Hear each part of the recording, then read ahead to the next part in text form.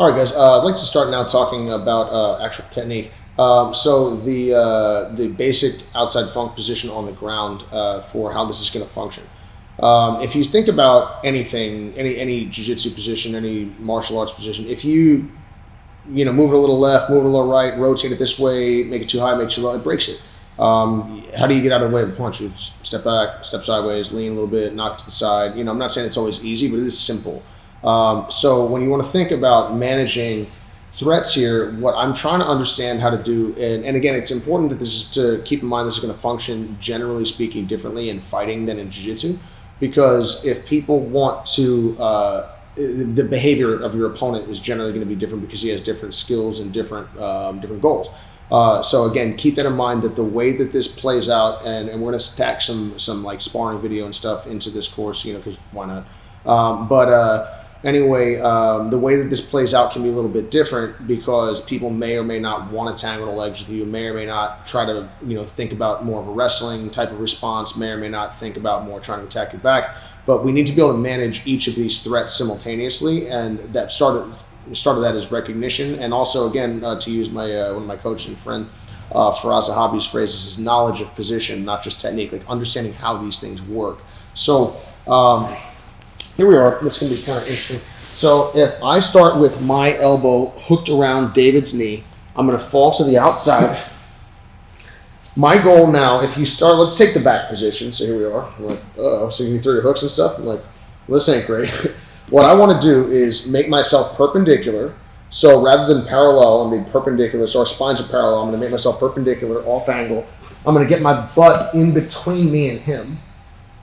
If David lifts my hips up onto his thigh, he's able to put me back in front of him.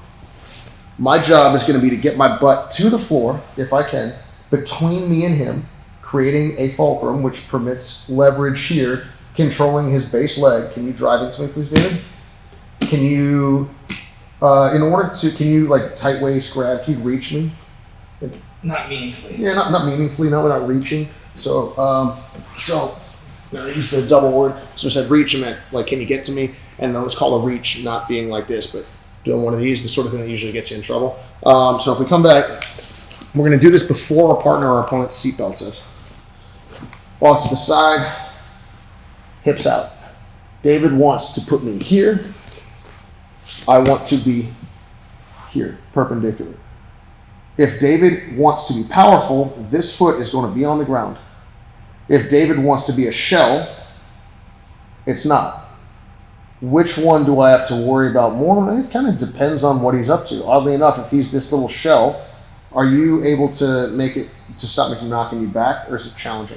It's challenging. It's pretty challenging. You put that foot on the floor, I'm like, David feels strong. This arm now feels like engaged, like it feels like energized, like with the energy that's coming through his leg, off the ground, through his body and into his arm. He can feel powerful now.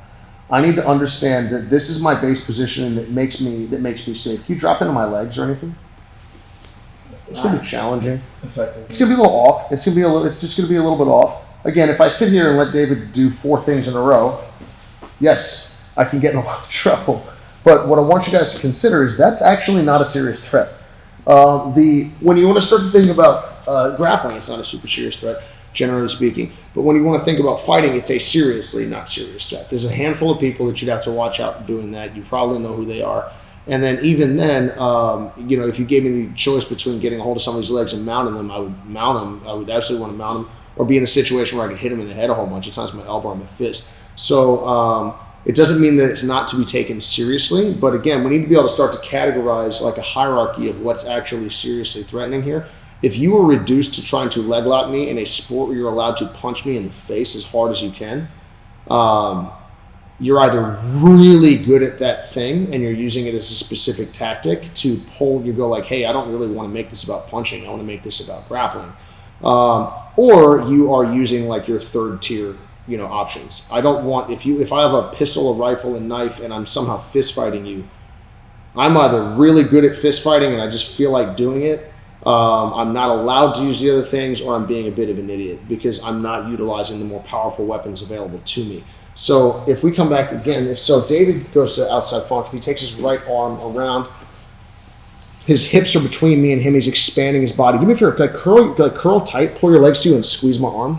Or squeeze my leg. I'm like, just kind of roll back up on top of someone. And again, in a jiu-jitsu setting, you're like, oh, that's not that bad. He's getting under me.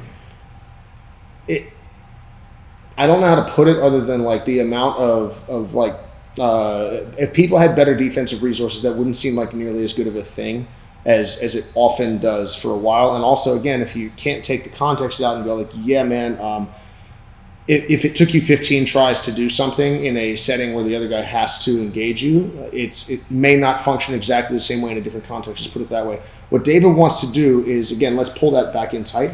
If we go back for a second, like if you pull your knees like squeeze tight, rather no leverage, just squeeze.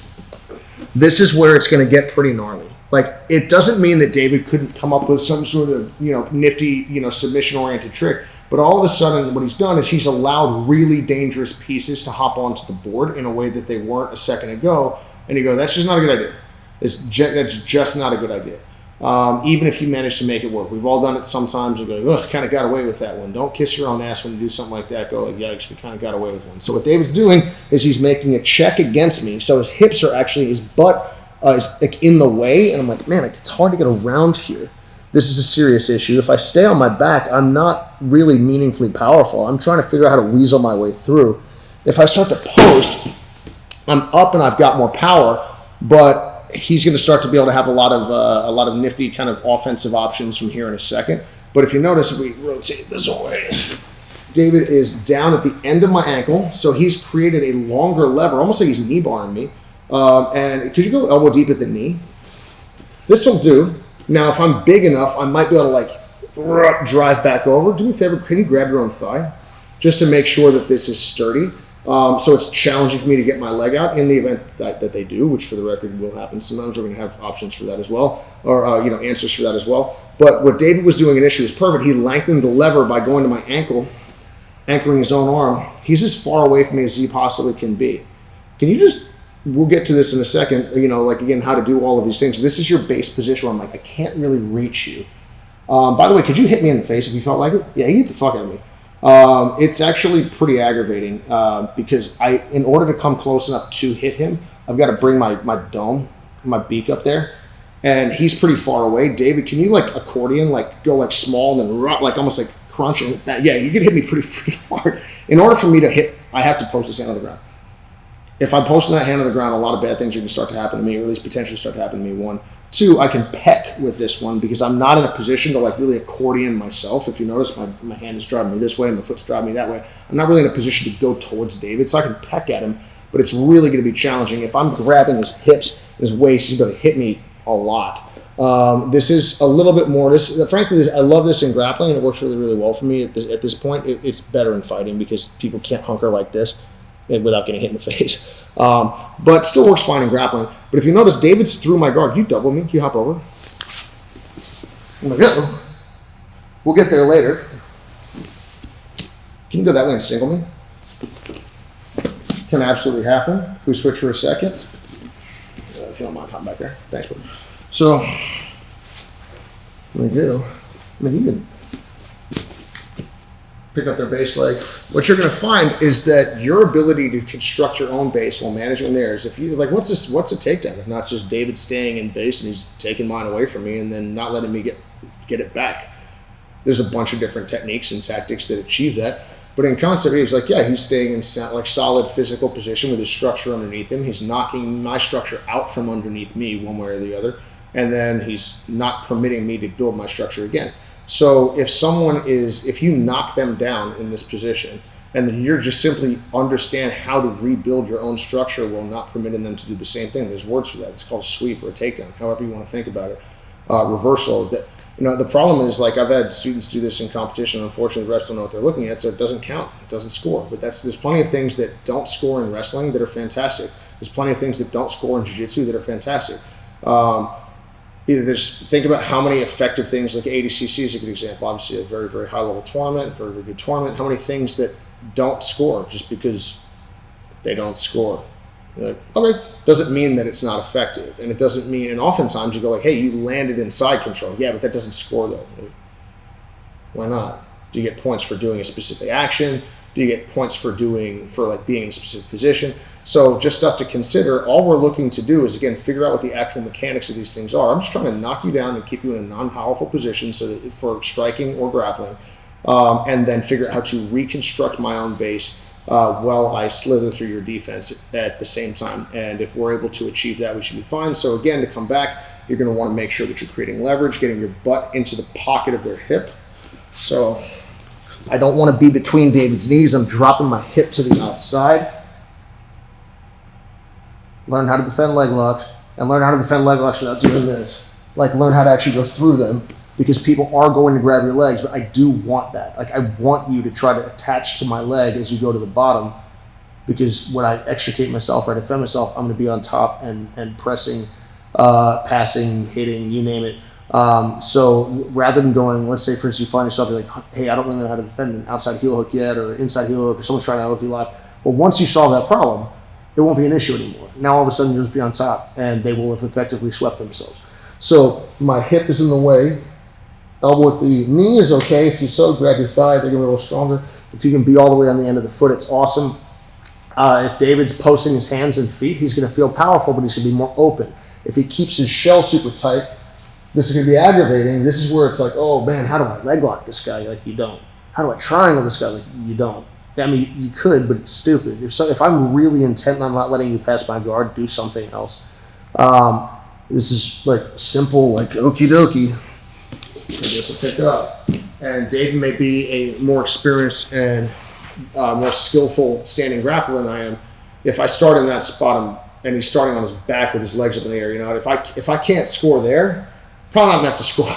So. Again, rather than going so-and-so, are they good or are they not good, just go like, hey, what position is this human being in? If I can keep this dude's feet off the ground, he's not going to be able to get up. Oh yeah, by the way, when it comes to base leg, funk leg, yeah, you want to get good at identifying which one's which and doing all this stuff. If when in doubt, pick them both up. That's, by the way, why Beef's thing where he'd triangle people's legs like this.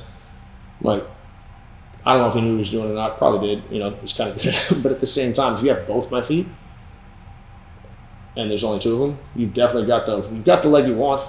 It's you ever see Game of Thrones? It's like, man, what did you do? We what do you call it? We rounded up all of the known thieves and dealt with them. Now we have to worry about the unknown thieves. Well, if you got everybody, you got all the potentials. So long and short of it is getting both feet off the ground is always a good idea, but you are striving to maintain a wall, create leverage, be off angle. I'm utilizing a couple different methods at the same time to try to protect myself. So I'm off angle, like I'm rotated perpendicular instead of parallel for the back. My hips are in the way, and my hips are outside of his knee. So we're perpendicular, we're outside, like not in the middle of the basket where I would look to attack you. And then on top of that, we're creating leverage to pin the position, and we're holding their base leg in such a way that if they want to go towards us, they're going to be stuck. And if they want to turn away, they're going to have to take all of if they're even able to do it, they're going to have to take their available weapons and point them some other direction. That's a relatively good problem to have. We need to make sure that we're drawing the distinction between things that are an annoyance, like dang, the guy got away, and things that are a serious issue, which is yikes, if I don't get out of the way of that thing, I'm toast. So moving on.